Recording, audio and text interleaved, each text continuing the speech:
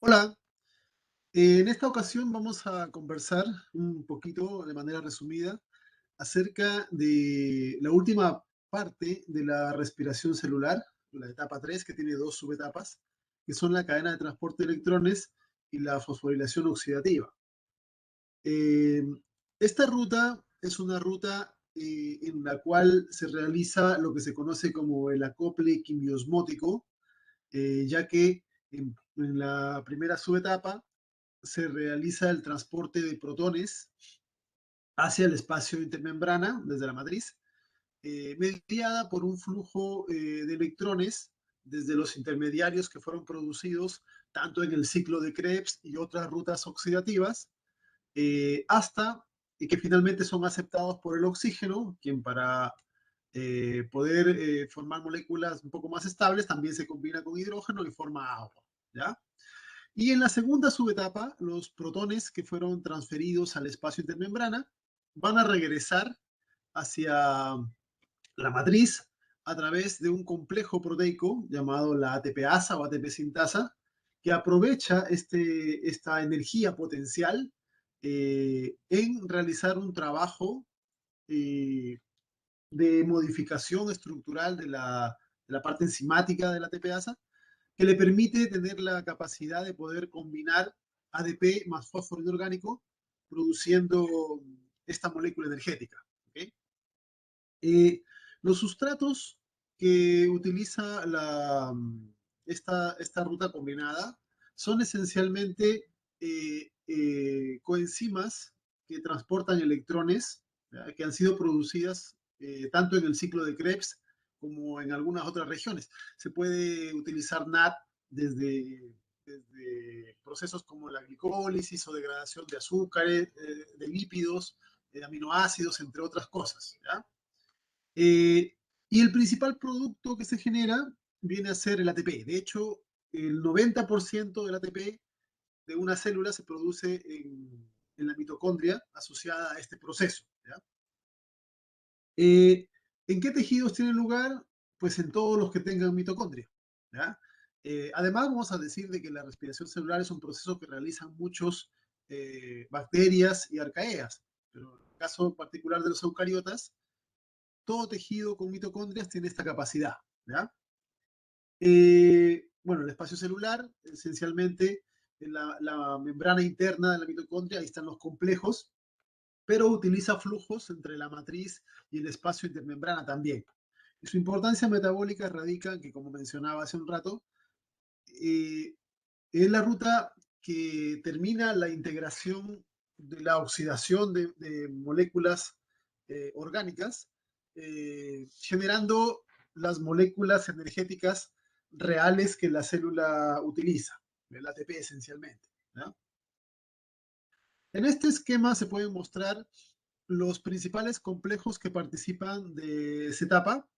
Hay cuatro complejos principales que realizan el proceso de transferencia de electrones, mientras que existe uno que se encarga del proceso de fosforilación oxidativa, ¿no? Eh, los modelos de organización de la cadena respiratoria se llama sistema, en general, sistema OXFOS, ¿ya? Eh, aunque se ha encontrado de que más recientemente, de que estos complejos pueden formar estructuras asociadas, ¿ya? Que se conocen como respirasomas en términos generales, ¿ya? Eh, Normalmente el estudio se lo hace por separado porque se ha encontrado que igual aparentemente podrían funcionar combinadas o separadas, ¿ya? Hay varios modelos interesantes que pueden indicar, pero el flujo es lo que interesa más de conocer en este aspecto. Y aquí podemos ver cómo elementos fluidos solubles, como el NAT, que son producidos en varias rutas, van a ir a integrarse a lo que se conoce el complejo 1.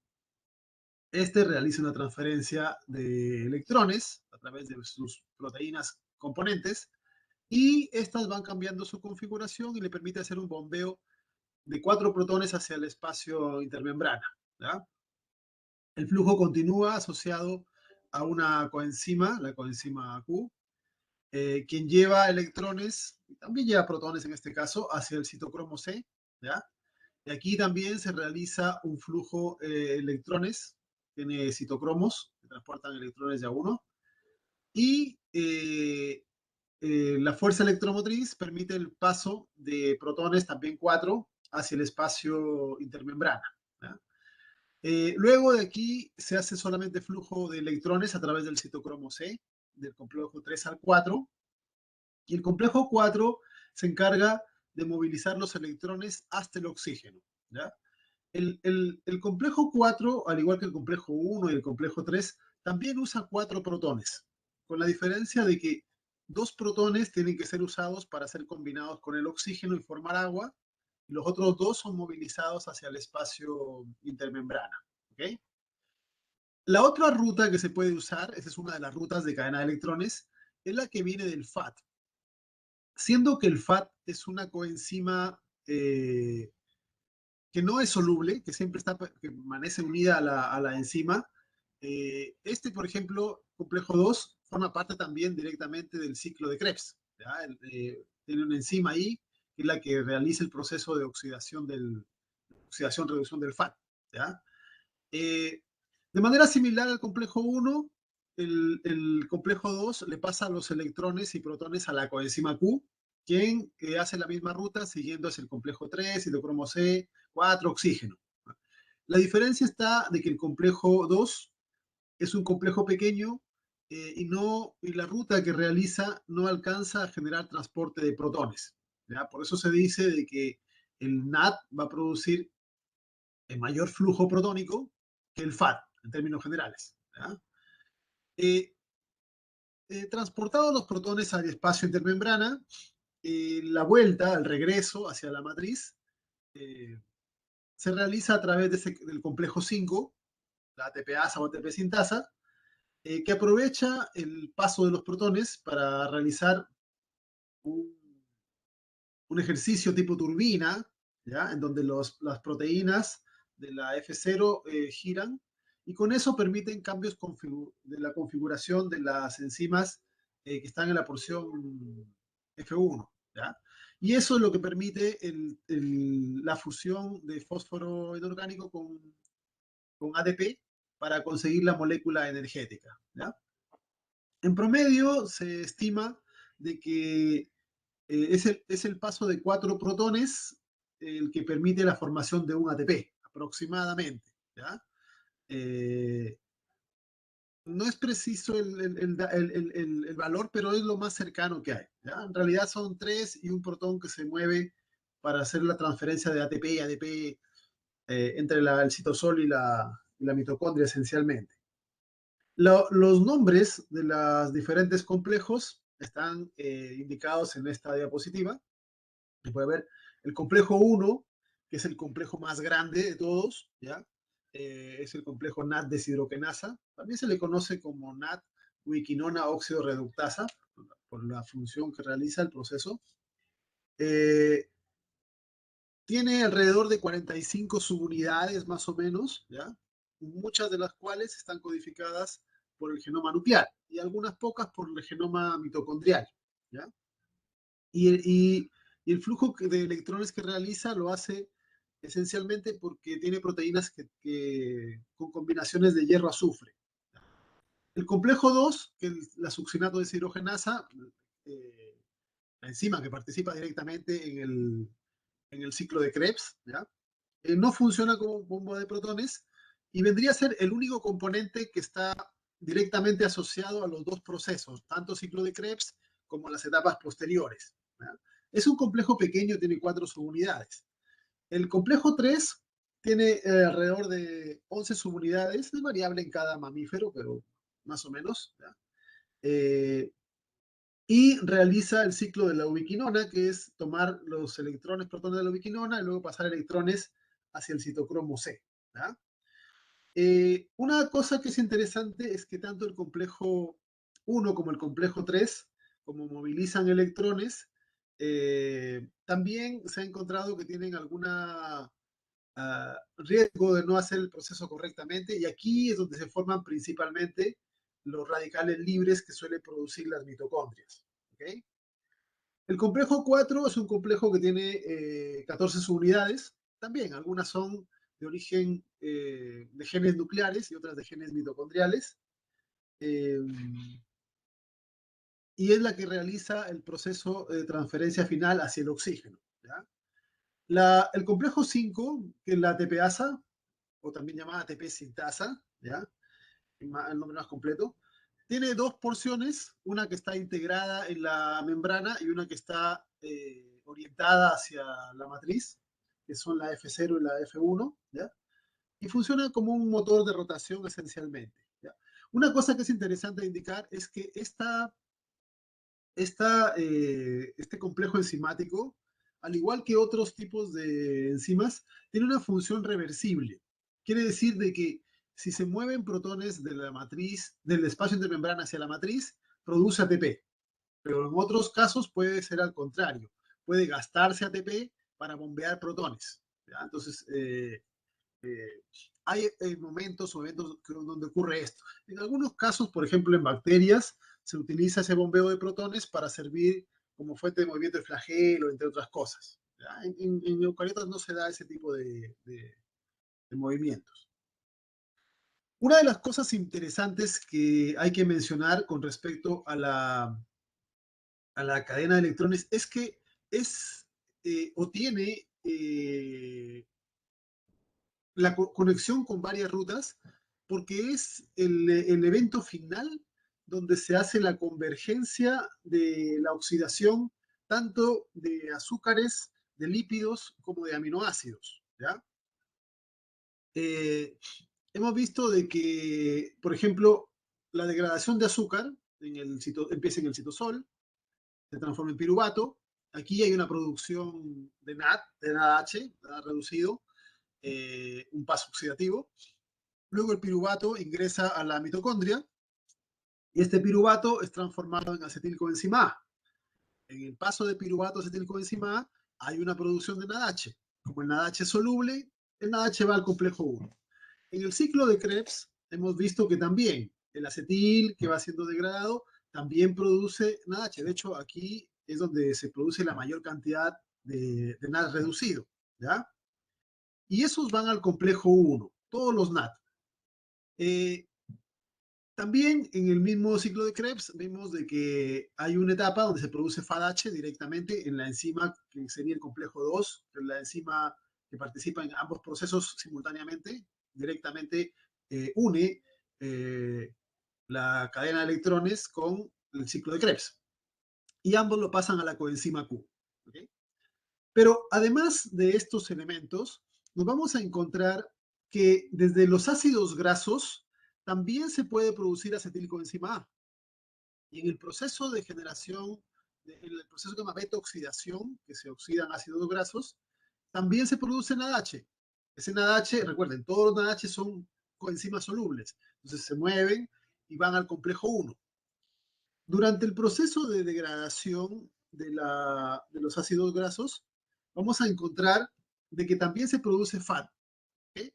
Pero el NAT que está en el que se produce en la glicólisis también puede ser utilizado en la cadena de electrones.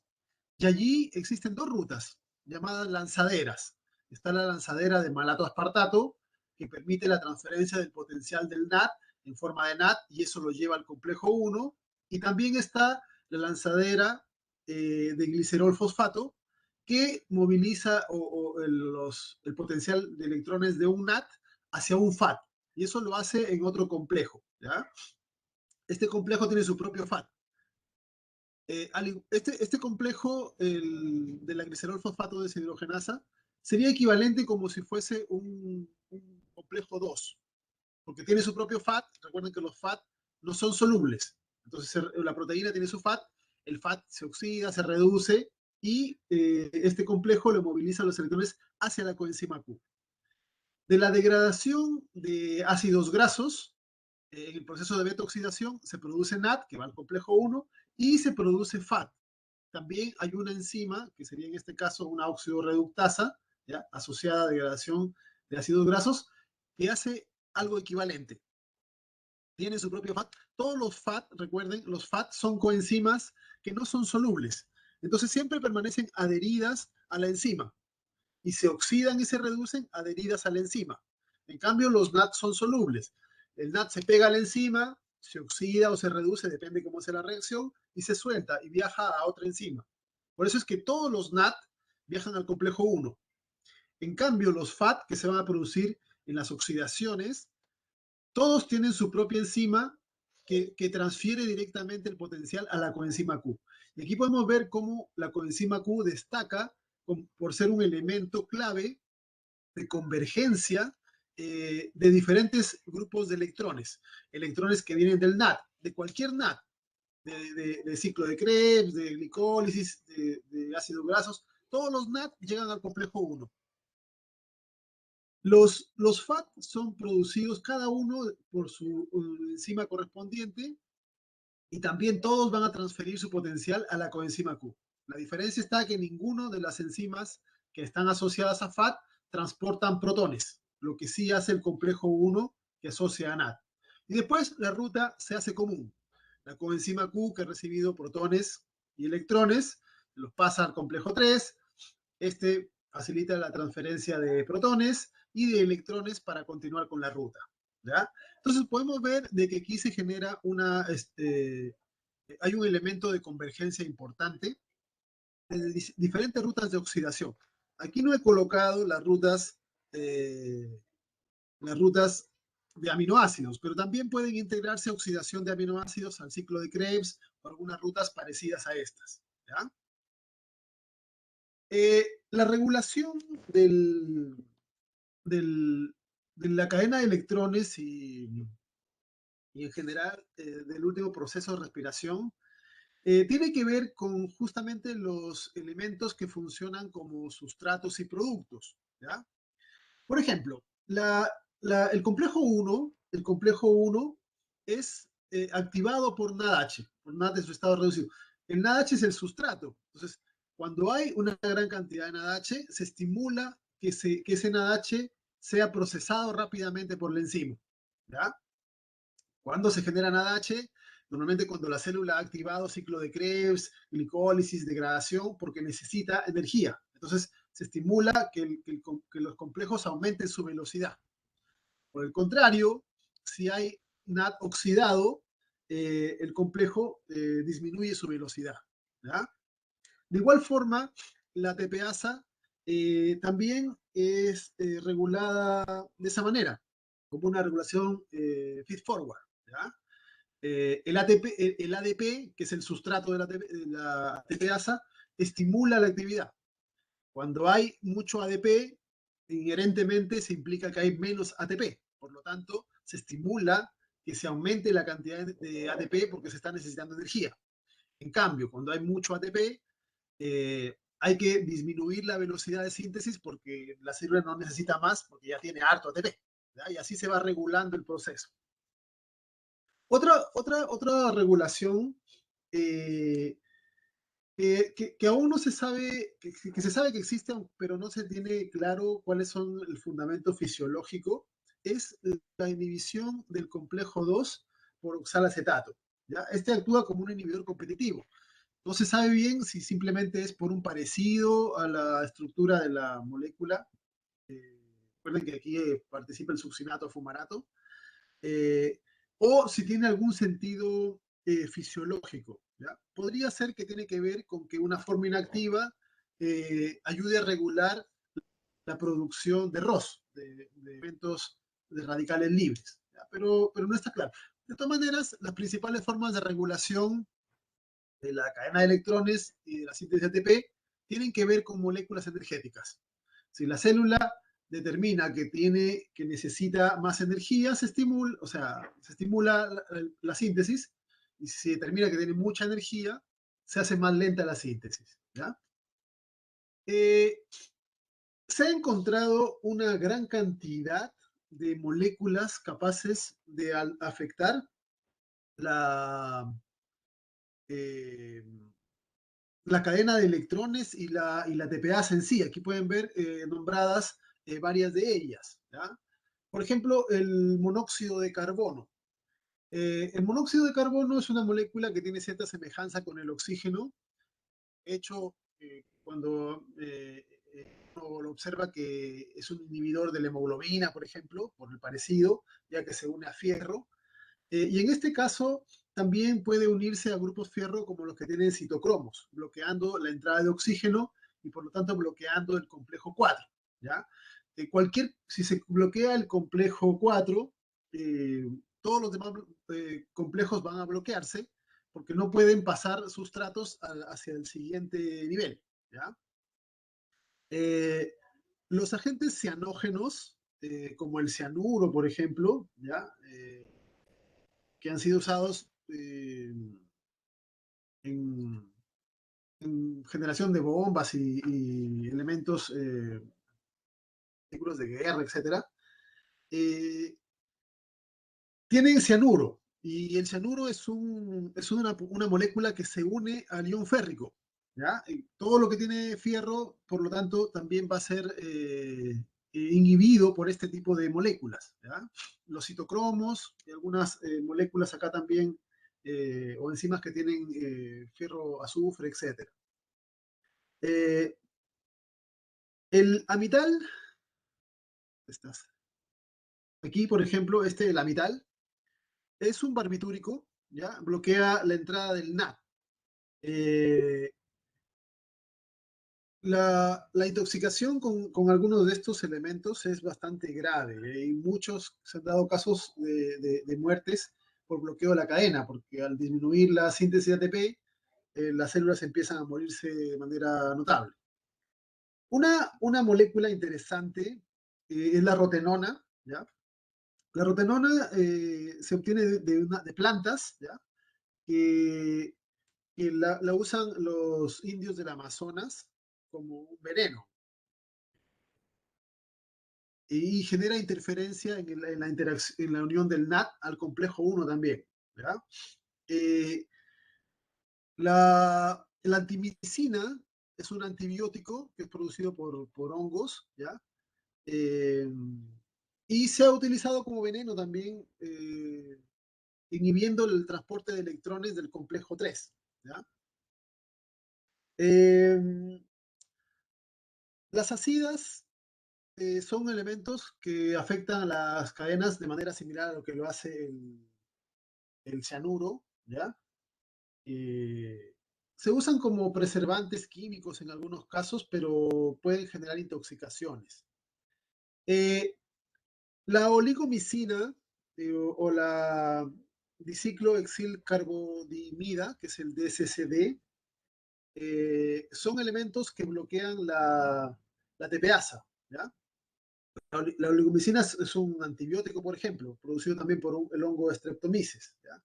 E interfiere con la capacidad de transportar protones, ¿ya? Por lo tanto inhibe la síntesis directa de ATP. Eh, otros compuestos, como el dinitrofenol, por ejemplo, ¿ya? Van a generar eh, lo que se conoce como el desacople de la cadena de electrones con la bomba TPasa. Eh, Esto significa, el desacople significa de que la cadena funciona bien, pero la bomba no funciona bien. ¿Y eso a qué se debe? Se debe a que la función que tienen las cadenas de electrones en general es transportar protones para generar el gradiente. ¿Okay? Y luego, como hay muchos protones a este lado, pasan por la TPasa y la TPasa produce protones. Estos desacopladores lo que hacen es movilizar protones eh, del espacio intermembrana hacia la matriz. Por lo tanto, este complejo, la célula está gastando moléculas, está oxidando moléculas, está generando un gradiente de protones. Pero en vez de estar siendo gastado el gradiente principalmente en la formación de ATP, está regresando a través de estos desacopladores, ¿ya? Y en general producen calor también, ¿ya? Algunos fueron usados hace tiempo atrás como elementos eh, para disminuir el peso la masa de un individuo, ¿ya? Pero son peligrosos porque si se usan dosis más altas de lo normal, la célula no va a producir la cantidad suficiente de ATP y va a generar problemas que suelen ser bastante graves y que han llegado incluso a la muerte. Hay muchos de estas moléculas que están acá se usan, como ya indiqué, como antibióticos, como pesticidas, etc. Eh, de manera similar a lo que hemos visto con enfermedades relacionadas al ciclo de Krebs, eh, no existen deficiencias graves en algunas de estas enzimas. Me refiero a que no existe por ejemplo, una falta de una molécula o de una enzima del complejo 1. Un embrión no es capaz de sobrevivir a eso. Si se genera un embrión que le falte, no sé, una enzima del complejo 2 o que no pueda producir coenzima Q, o etcétera, ese embrión no va a sobrevivir. ¿Ya? Entonces, lo que sí existen y que generan enfermedades graves son deficiencias menores. Es decir, hay algunas de las enzimas, algunas de las subunidades de los complejos que pueden funcionar un poco menos eficiente de lo normal. Pero el solo hecho de funcionar de forma menos eficiente ya hace que generen enfermedades graves porque en sí la síntesis de ATP es un proceso vital para todos los tipos celulares. ¿Ya? Eh, los tipos celulares que en mayor cantidad dependen de la producción de ATP mitocondrial suelen ser la musculatura, las neuronas, el hígado, y por eso es que no es raro encontrar que muchas de las enfermedades asociadas sean justamente enfermedades que tienen que ver con daños en esos tejidos, ¿ya? Generando, por ejemplo, epilepsias, encefalopatías, hepatopatías, cardioencefalopatías, por ejemplo, elementos que afectan musculaturas, hígado, etcétera. ¿Ya? Hay diferentes tipos de enfermedades que se han encontrado, ¿ya? Y los síntomas generales que incluyen son pérdidas de control motor, debilidad muscular, dolor, dificultades para deglutir, de crecimiento, enfermedades cardíacas, pueden llegar a convulsiones, acidosis, entre otras cosas. Ya son elementos comunes. Luego determinar cuál es el elemento que está fallando ya es un proceso que tiene que ver con análisis genético y es más complejo, pero son enfermedades que suelen ser relativamente graves.